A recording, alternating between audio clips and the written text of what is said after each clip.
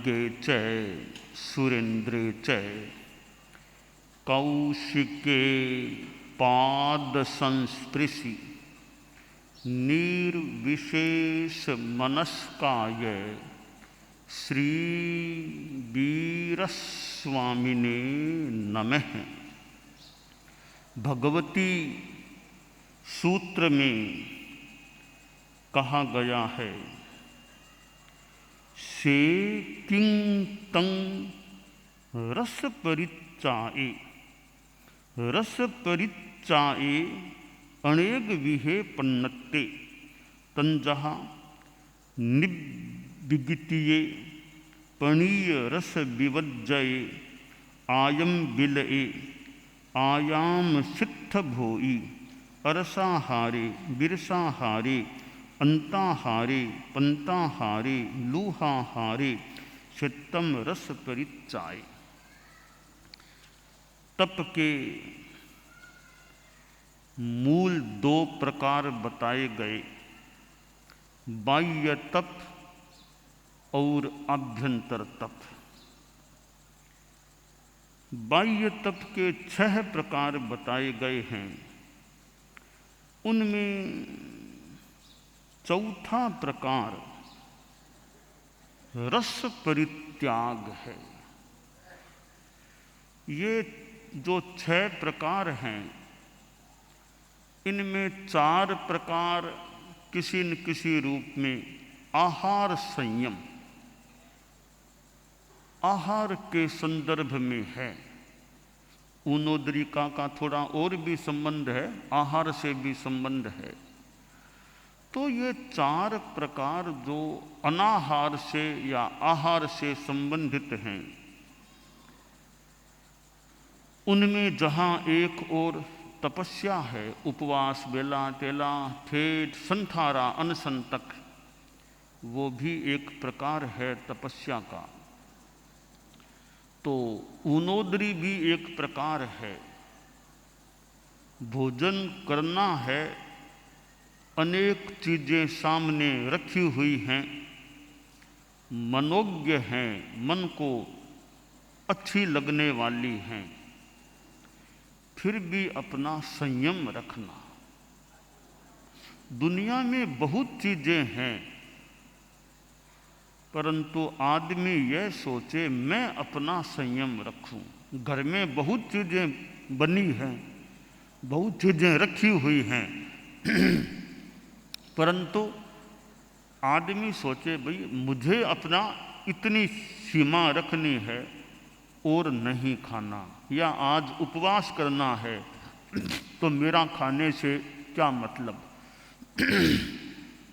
यह चौथा प्रकार बाह्य तप के 6 भेदों में जो है रस परित्याग। पदार्थों में जो कई भोज्य पदार्थ हैं,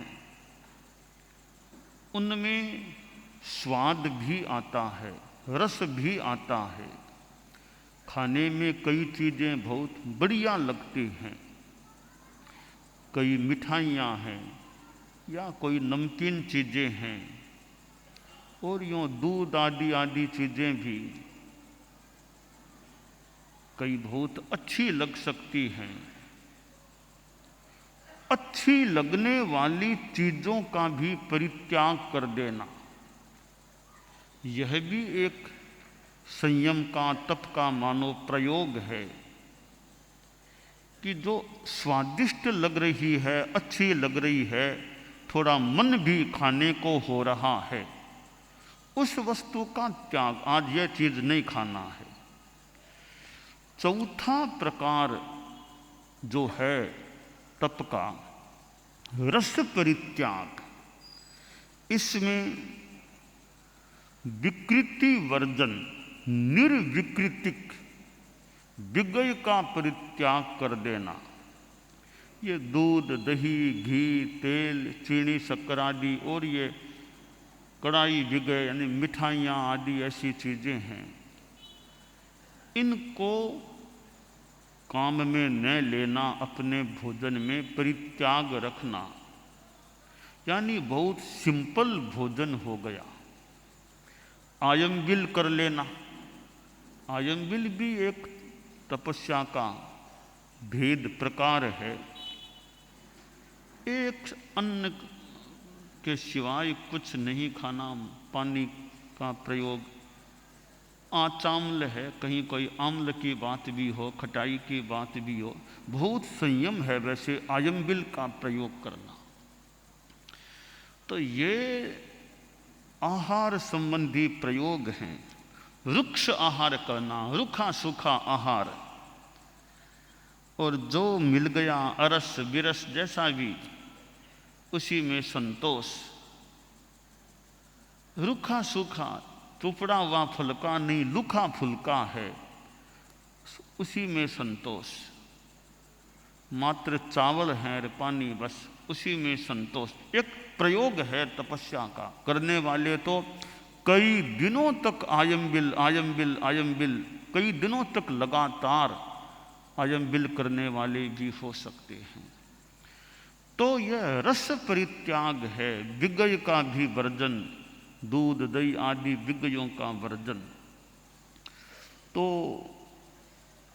ऊपर से विगय छोड़ना भी त्याग है, भीतर से आसक्ति छूट जाए वो बहुत बड़ी बात है।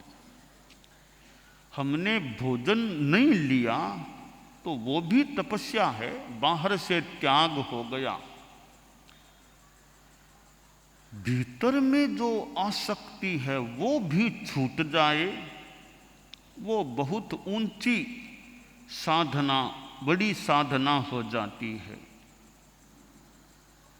पदार्थों को छोड़ना भी एक तपस्या हो सकती है, अच्छी बात है।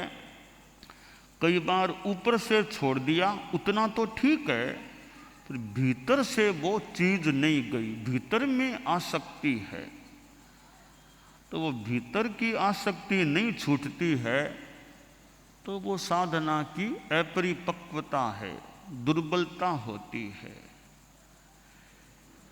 निमित्त और उपादान, निमित्तों को छोड़ना भी, निमित्तों से बचना भी अच्छा उपाय है, वो भी साधना है। परंतु उपादान भी ठीक हो जाए। अब जैसे ये पदार्थ यों परिग्रह हैं, स्थूल भाषा में परिग्रह हैं, परंतु परिग्रह मूल मूर्छा है। मुच्छा परिग्रहो वुत्तो, मूर्छा परिग्रह है। परिग्रह मूर्छा, आसक्ति है।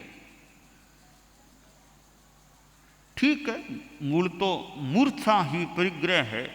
पदार्थों में कोई ताकत नहीं हमारे पाप कर्म लगा दे। कितने ही पदार्थ पड़े हैं, कोई पाप कर्म नहीं लगा सकते। मूर्छा है, वो पदार्थ पास में नहीं है तो भी पाप कर्म का बंध हो सकता है। यह निश्चय नहीं की बात तो यह हो गई, मूर्छा है तो पाप लगेगा वरना नहीं लगेगा। परंतु बीच में निमित्त भी है कि निमित्तों से भी बचो, ये पदार्थ भी छोड़ दो, ताकि मूर्छा को कम करने का,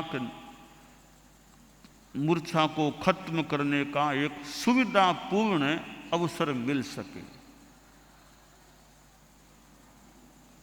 तो जहां मूर्छा है वहां एक चेतना की अलग स्थिति, मूर्छा नहीं है वहां अलग स्थिति होती है।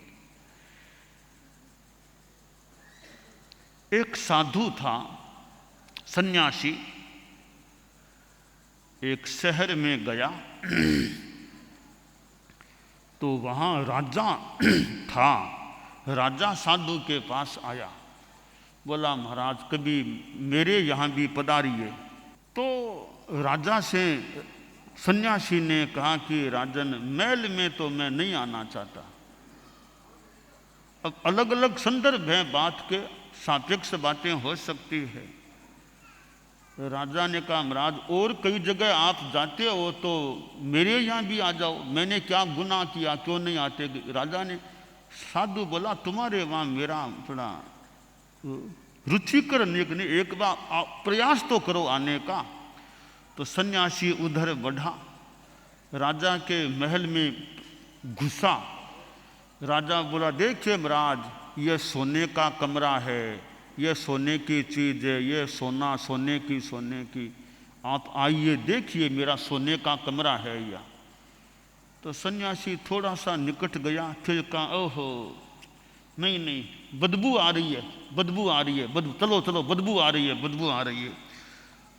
राजा बोला बदबू कौन सी? मैं मुझे जाने दो, बदबू है, जाने दो जाने दो। साधु बाहर निकल गया महल से। राजा बोला महाराज बदबू कौन सी है? तो सोने का मेरे कमरे वगैरह है, इसमें कौन, सोने में कौन सी बदबू है? सन्यासी बोला नहीं मुझे तो बदबू आती है सोने में। आप क्या बात कहते हो, सोने में क्या बदबू आ रही है? सोने में सुगंध की बात तो मान लो कोई करे तो करे, बदबू की बात नहीं मुझे तो बदबू सी आती है। राजा बोला मुझे तो कोई बदबू नहीं आती यहाँ पर। तब राजा से सन्यासी तुम मेरे साथ आओ, मेरे साथ चलो। चलता हूँ। सन्यासी चलते चलते एक चमार की दुकान कारखाना था, वहां गया। राजा से कहा आओ मेरे साथ अंदर चले। तो वो थोड़ा सा अंदर घुसा। राजा बोला महाराज बहुत बदबू, चलो यहाँ नहीं जा सकता, बहुत बदबू है। राजा बाहर आ गया। तो सन्यासी ने जो चमार आदमी काम करता था उससे पूछा रे तुमको बदबू नहीं आती यहाँ पर? ना मुझे तो कोई मैं तो इसी में रहता हूँ, दिन रात यहीं रहता हूँ, यहीं काम करता हूँ, मुझे तो कोई बदबू नहीं आती। तो सन्यासी ने राजा से कहा तुम कह रहे थे ना बदबू, इसको पूछो। ये कहता है मुझे कोई बदबू परेशान नहीं करती, मैं तो यहीं रहता हूँ आराम से। तो राजा बोला बाप जी ये तो यहीं रहने वाला, इसको क्या बदबू आए? यही काम यहीं रहना, इसको क्या बदबू आएगी? जो यहाँ नहीं रहता उसको बदबू आती है, इसको क्या बदबू आए? तो सन्यासी बोला यही बात है, तुम सोने में रहते हो इसलिए तुमको बदबू नहीं आती, मैं सोने से दूर रहता हूं इसलिए मुझे सोने में बदबू आती है। तो यह मूर्छा, जो एकदम मूर्छा में चमार को कोई बदबू नहीं, वही चमड़े के जगत में रहने वाला, राजा सोने के जगत में रहने वाला तो बदबू नहीं। हम साधु लोग हैं, हमको ये सोना चांदी ये इतने नहीं सुहाते, हम इनसे दूर रहने वाले हैं। तो जिसकी जहां मूर्छा होती है उसको वहां बदबू नहीं भी आए। जो त्यागी है, हालांकि बदबू की भी सापेक्ष बात ही हो सकती है, वरना समता भाव है, क्या बदबू क्या बिना बदबू, परंतु यह रस परित्याग की बात है कि पदार्थों में भी आदमी को रस आता है। खाने में कितना रस आता है, बढ़िया चीज़ें, आप शादी में कहीं जाते हो, फंक्शन में कहीं जाते हो और वहाँ बढ़िया बढ़िया चीज़ें हैं तो आपको बहुत अच्छा लग सकता है। और शादी आदि में बड़े बड़े लोगों के शादियाँ हो और फिर इतना बड़ा फंक्शन हो, इतने आइटम्स हों और बड़े बड़े राजनेता और नए बड़े बड़े लोग शादी में संभागी बनते हैं, यह संसार की बात है। संसार में इन चीज़ों का भी महत्व भी हो सकता है। तो पदार्थ सैकड़ों है पर सारे आपके खाने के लायक नहीं है। सैकड़ों थोड़ी आदमी, कोई खाने वाला कोई खा ले तो खा ले, आदमी ये सो सैकड़ों पदार्थ है, मुझे अपना संयम रखना है। तो यह संयम की, जैसे रात को खाने का त्याग है तो शादी है रात का, तो रात को तो मैं नहीं खा सकता, अपना अपना संयम होता है। रस परित्याग है, इसमें विगय का त्याग, दूध दही आदि को छोड़ना, मिठाइयाँ जो विगय हैं उनको छोड़ना, आयम्बिल जैसी तपस्या करना और वृक्ष आहार कर लेना, रूखा सूखा खा के रह जाना, एक त्याग है। घर में चीज़ें हैं तो भी नहीं खाना। हमारे संत हैं, गोचरी में बहुत चीज़ें आई हैं, फिर भी ये चीज़ें मुझे नहीं खाना, ऐसा साधु सोचे, यह एक उसका अपना त्याग हो सकता है। तो आज ये भौतिक दुनिया है, और फिर मुंबई जैसा बड़ा शहर है, मोहमयी नगरी कह दें, कुछ भी कह दें, कितनी कितनी चीज़ें ऐसे शहरों में, बड़े बड़े मॉल हो, वहाँ घुस जाओ, कितने पदार्थ हैं, कितनी चीज़ें हैं। जो आगम में कुत्तियावण, कुत्रिकापण, 3 लोग की दुकान की बात आती है, तो इसका छोटा सा नमूना देखना हो तो बड़े बड़े शहरों में जो मॉल होते हैं, अंदर घुस जाओ, कोई भी चीज़ चाहिए, कपड़ा चाहिए, खाने की चीज़ चाहिए, ज्वेलरी, वहाँ बहुत चीज़ें मिल जाती है। तो बहुत चीज़ें दुनिया में हैं। इन चीज़ों को जानने पर भी, देखने पर भी अपना संयम रहे, वो विशेष बात होती है। तो भोजन के जगत में, दुनिया में बहुत प्रकार की चीज़ें हैं, इतने पैसे की बहुत कोई कमी नहीं, पैसा बहुत है, बढ़िया बढ़िया चीज़ें खरीदी जा सकती है। इतनी अनुकूलता होने पर भी अपना भोजन का संयम रखना, वो विशेष बात होती है। कि चीनी भी नहीं खाना, जिसमें चीनी मिली हुई है वो चीज़ भी नहीं खाना, तो कितना संयम हो जाएगा। अगर आप मान लो चीनी को छोड़ दें कि चीनी नहीं खाना, चीनी जिसमें पड़े वो चीज़ नहीं खाना, एक यह संकल्प हो जाए, दुनिया की कितनी चीज़ों से आराम मिल जाएगा, संयम हो जाएगा। मिठाइयाँ सारी छूट गई चीनी वाली, चाय में चीनी वो भी छूट गई, दूध में भी चीनी नहीं, फीका दूध पीना हो तो पियो। अब एक चीनी को छोड़ देने से कितना संयम भोजन का आदमी के हो सकता है। और संयम एक तो शुगर की तकलीफ होने के बाद में करे, वो थोड़ी मजबूरी है, डॉक्टर ने कह दिया सब बंद करो, शुगर होने के बाद में छोड़े वो मजबूरी है। बिना किसी शुगर के अपने संयम के लिए छोड़ दे, वो बड़ी बात हो जाती है। कई तो शुगर की तकलीफ होने पर भी खा लेते हैं, थोड़ा खा लो थोड़ा खा लो, वो लोग कंट्रोल नहीं, खा लेते हैं या इच्छा से खा लेते हैं। परंतु सहज अपना संयम करना, तो एक चीनी को छोड़ देने से खाने का काफ़ी एक संयम जीवन में हो सकता है। तो रस परित्याग है, यह चीनी भी एक प्रकार का विगय रस में ही आ जाता है। तो इस प्रकार ये भोजन के अनेक प्रयोग, कोई नमक को छोड़ दे कि आज नमक नहीं खाना, तो नमक, फुलके में भी नमक नहीं, साग में नमक नहीं, दाल में नमक नहीं, बिना नमक की चीज़ें खाना, अलूणी चीज़ खाना, वो भी एक रस स्वाद विजय की बड़ी अच्छी एक साधना हो सकती है।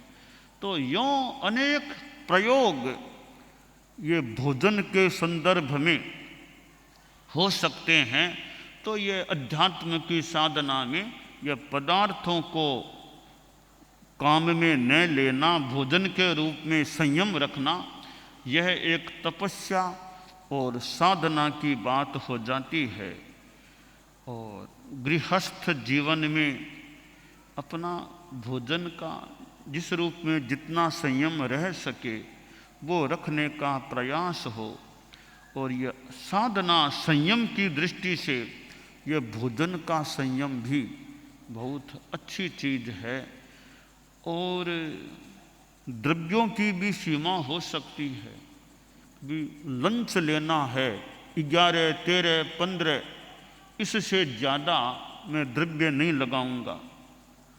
नाश्ता करना 9 से ज़्यादा नहीं, तो ये भी अनेक रूपों में यूँ द्रव्यों की सीमा, पदार्थों की सीमा, मात्रा की सीमा कि खाना है पर मात्रा का संयम रखूंगा। तो इस प्रकार यह भोजन का संयम। और भगवती सूत्र में यह रस परित्याग की बात बताई गई है कि ये आयंबिल भी एक रस परित्याग की साधना का अंग है, विगय छोड़ देना भी रस परित्याग का एक प्रयोग है। और लंबे काल के लिए चीनी को छोड़ देना, चीनी से बनी हुई, चीनी जिसमें मिली हुई है वो चीज़ भी नहीं खाना, यह परित्याग हो जाए तो एक स्वास्थ्य के हिसाब से भी यदि थोड़ी बहुत शुगर की हिस्ट्री है परिवार में तो हो सकता है उस दृष्टि से भी ठीक है, अपना मूल धर्म की दृष्टि से वो संयम भी हो जाता है। तो यह रस परित्याग भगवती सूत्र में जो रस परित्याग बताया गया है, हम जितना हो सके रस परित्याग की अध्यात्म की दृष्टि से भी साधना करें, यह काम्य है।